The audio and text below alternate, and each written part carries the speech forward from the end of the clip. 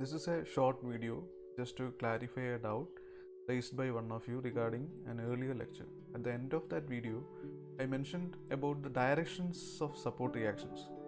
Here, I will try to explain it once again.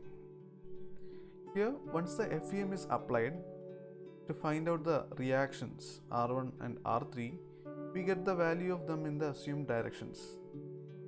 The solution procedure ends there. So we got R1 equal to minus 130.23 kilonewton and R3 is equal to minus 69.77 kilonewton. We had our assumed direction to R1 and R3 like this.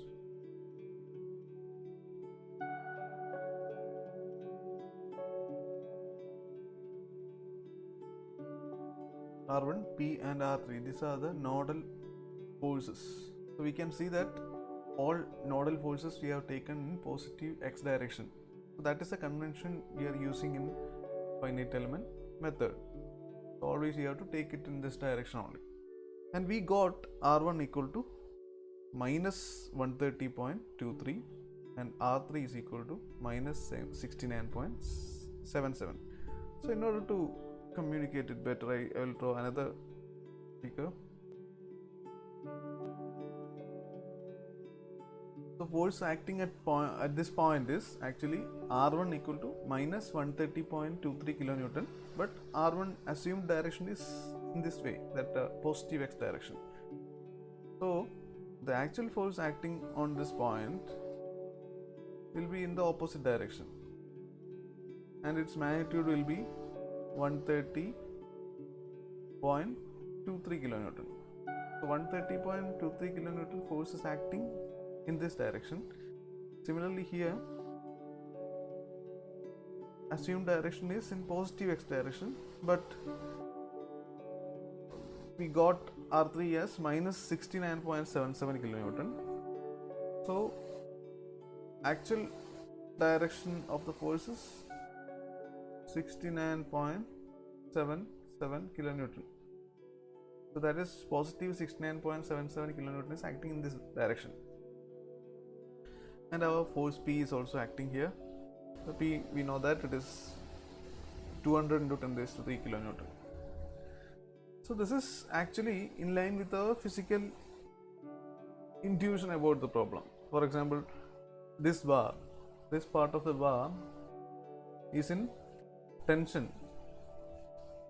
Here force P is acting in this direction and R, this reaction force is acting in this direction, so this bar is in under tension. Similarly here, this bar is under this aluminum bar is under compression. Here force is acting in this direction and the reaction is acting in the opposite direction, so this bar is in compression. So I tried to give a physical intuition that whatever value we obtain by mathematics, how can we relate that into the physical setup of the problem. So I tried to give an insight into that.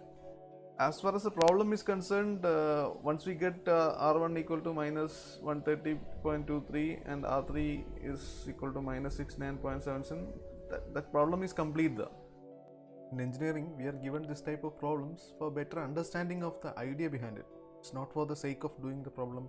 It's not for writing it in examination and earning marks.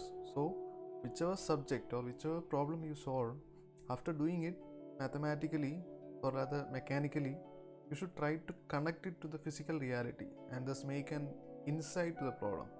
That helps to create more problem solving neural pathways in your brain, and it will help you become a better designers and engineers.